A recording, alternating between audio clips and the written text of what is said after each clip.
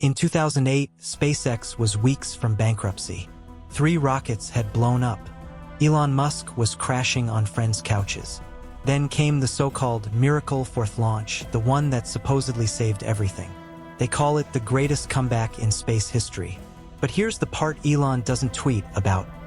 Leaked contracts show NASA had already wired SpaceX $278 million before that rocket ever left the pad.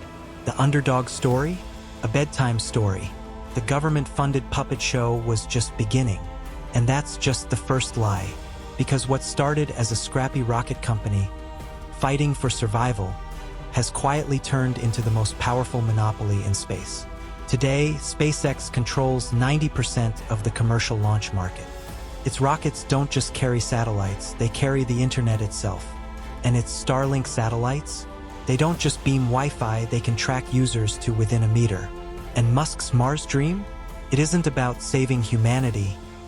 It's a fundraising carrot dangled in front of investors while the real empire grows here on Earth. Over the next few minutes, we'll pull back the curtain on the SpaceX illusion, from the miracle launch that wasn't, to the rockets that weren't really reusable, to the $7 billion cash cow hiding in orbit. Because the real story isn't about making life multiplanetary. It's about who controls the skies above us, and what happens when one man holds the keys to the final frontier. They call it the launch that saved SpaceX, the 4th Falcon 1, rising from a tiny island in the Pacific. Elon has told the story 100 times. The first 3 rockets exploded. Millions of dollars gone. His fortune draining away. He even joked that he was borrowing money for rent. And then, September 28, 2008, Falcon 1 finally reaches orbit. Cue the swelling music. Headlines screamed, "Elon Musk defies the odds. David beats Goliath. The boy genius saves space." Except, there's a little problem with that Hollywood ending. Before Falcon 1 even left the pad, NASA had already wired SpaceX $278 million in milestone contracts. In plain English, SpaceX was being paid to fail until it succeeded. Fail, fail, fail, collect the check. That one last chance was never really last. The company wasn't living on prayers, it was living on taxpayers. And this is where the myth-making begins. The underdog story was just too good to fact-check. Musk knew it, the press played along, and suddenly SpaceX was framed as the scrappy startup that out-innovated everyone else. The reality? It was the best-funded underdog in history. Want proof? Look at the numbers. That same year, NASA's cargo program dropped a $1.6 billion contract into SpaceX's lap. $1.6 billion for a company that weeks earlier was supposedly on life support. It's like claiming you're broke while holding a winning lottery ticket in your back pocket. But here's the kicker. This miracle moment wasn't about proving rockets worked. It was about proving Musk's narrative worked. The poor genius against the big bad aerospace giants. And that narrative became the weapon he would use to steamroll the entire industry. Once the underdog myth was cemented, SpaceX didn't just want to survive. It wanted to dominate. And it had one weapon the old space giants couldn't fight: price. Here's the setup. If you were NASA or a telecom company in 2010, you had 2 options. You could call ULA, the United Launch Alliance, and pay about $300 million to put your satellite in orbit. Or you could call SpaceX, which came in swinging with a Falcon 9 priced at just $60 million. 5 times cheaper. Sounds like genius innovation, right? A breakthrough making space affordable. Except it wasn't. NASA's own cost analysts had already calculated $90 million as the floor for a profitable launch. In other words, SpaceX's $60 million price wasn't just aggressive. It was mathematically impossible without subsidies. And who was footing the bill? Taxpayers. Remember that $1.6 billion cargo contract from 2008? That wasn't just for show. It became the slush fund propping up launches. Add Pentagon deals worth billions, plus the river of cash from Starlink later on, and you get the picture. Those discounts weren't magic. They were subsidized. The fallout was brutal. Boeing and Lockheed's ULA, once king of US launches, lost contracts almost overnight. Europe's Ariane 6 was obsolete before its first flight. Russia's Proton rockets, Cold War workhorses, now gather dust. Not because they suddenly failed, but because they couldn't compete with taxpayer-backed prices. By 2023, the scoreboard was undeniable. SpaceX controlled 90% of the global commercial launch market. Rivals starved of contracts, bleeding cash, forced into mergers just to stay alive. And here's the cruelest twist. Now that competition is gone, SpaceX's real launch price? $90 million. Exactly what NASA predicted from the start. The bargain bin deals were never efficiency, they were bait. Think of it like Walmart rolling into a small town. They slash prices until the mom-and-pop stores collapse. Then, once they're the only shop left, good luck finding a discount. The difference? Walmart sells groceries. SpaceX sells access to orbit. And once you own the skies, you don't just set the price, you decide who even gets to launch. And while the world cheered cheap rides to space, something even bigger was taking shape in orbit. You've seen the videos. Rockets falling from the sky, engines roaring, then somehow landing upright on a tiny pad in the middle of the ocean. It looks like science fiction, and Elon sells it as the future of cheap space travel. But behind the smoke and fire, engineers were telling a different story. Those early reused boosters weren't really reused. They had to be torn apart, rebuilt, and refurbished, sometimes costing more than just building a brand new rocket. One leaked report showed booster B-1051's refurbishment costs actually exceeded the price of 3 new ones. So why bother with all the theatrics? Simple, it wasn't about saving money. It was about freezing the competition. Every time a Falcon 9 stuck the landing, investors cheered, competitors panicked, and NASA locked itself deeper into dependence on SpaceX. By 2022, nearly 70% of NASA's critical missions relied on SpaceX. That means when Falcon 9 glitches, whether satellites go dark, astronauts wait, and billion-dollar programs sit idle. The so-called safety net? Gone.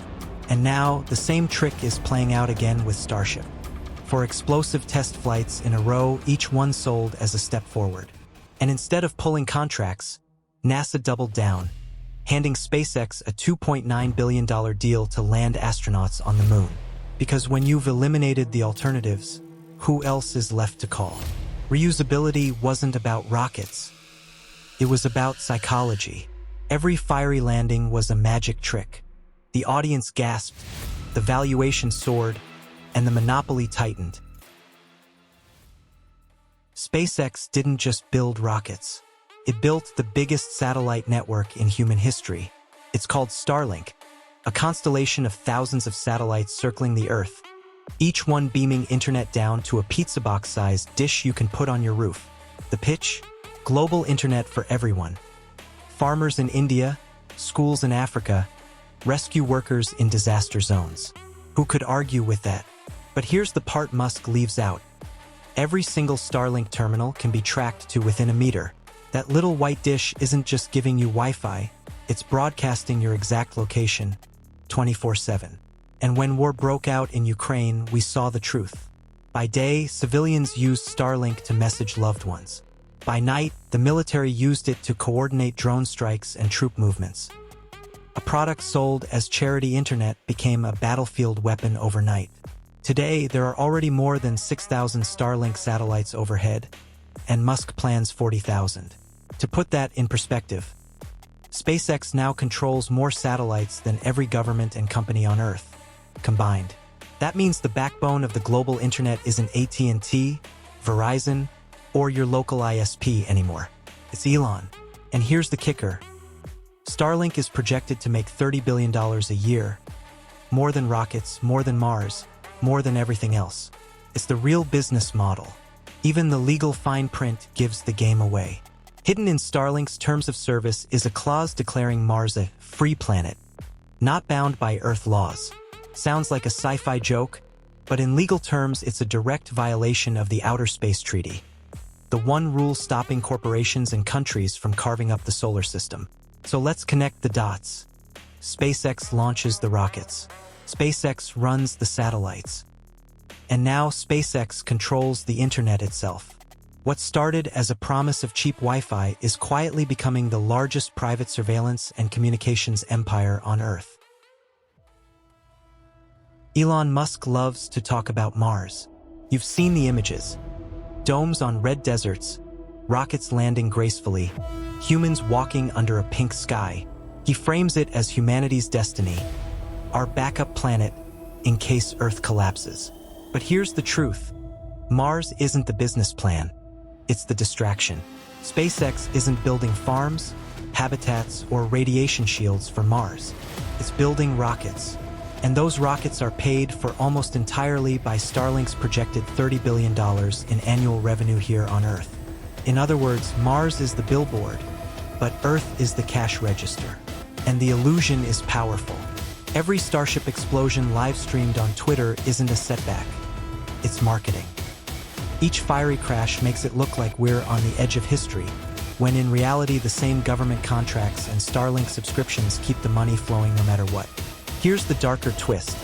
In Starlink's own terms of service, SpaceX declares Mars a free planet, not subject to Earth governments. That's not a quirky sci-fi Easter egg. It's a blueprint for sovereignty. If SpaceX plants the first flag, it's not a colony. It's a corporate empire on another world. So when Musk says, "We're going to Mars," don't hear salvation. Hear strategy. The red planet isn't where the monopoly ends. It's how the monopoly is sold. By now, the picture is clear. SpaceX isn't just a rocket company. It's building the most vertically integrated space empire in history. First, launch. With nearly 90% of the commercial market, SpaceX has turned orbit into a toll road, and it owns the only gate. Next, internet. Starlink already fields more satellites than every other company and country combined. Thousands in orbit today, tens of thousands planned tomorrow. A private communications grid wrapped around the entire planet. And then the military. Few know this, but SpaceX runs a Pentagon spin-off called Starshield, a defense program that uses Starlink for reconnaissance, encrypted comms, even battlefield coordination. In other words, America's warfighting backbone now runs through Musk's satellites. And finally, governance. With that bizarre clause declaring Mars a free planet, SpaceX isn't just building hardware. It's writing the rules of space itself. One company, one man, unilaterally deciding the law of the frontier. Here's the twist. Even SpaceX admits the danger. In filings, it warns that the world is creating systemic dependencies on its rockets and satellites. Translation: if SpaceX falters, access to space falters with it. So when you see a Starship explode in a fireball, remember, the blast isn't the failure. The failure is how much we already depend on them. The monopoly isn't coming. It's already in orbit. So here's the real story. The miracle launch wasn't a miracle. The cheap rockets weren't cheap. The reusability wasn't revolutionary. And Mars? That's not humanity's backup plan. It's the marketing slogan. What SpaceX really built was an empire in orbit, subsidized by billions of taxpayer dollars, sold to the public as a Cinderella story. And today, that empire controls not just rockets, but the global internet backbone, the Pentagon's battlefield communications, and the price of access to space itself. The question isn't whether Elon Musk will get us to Mars.